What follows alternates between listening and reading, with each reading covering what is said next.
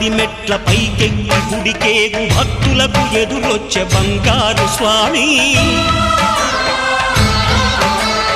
ఇరుముడులు స్పృశించి శుభమనుచు దీవించి జన బృందముల చేరే జగమేలు స్వామి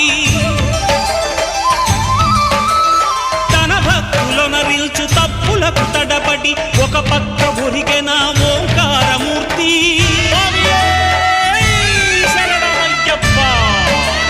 స్వాములందరూ తనకు సాయము కాగా ధీమంతుడై లేచే ఆ కన్య స్వామి పట్టబంధము వీడి భక్తతతికై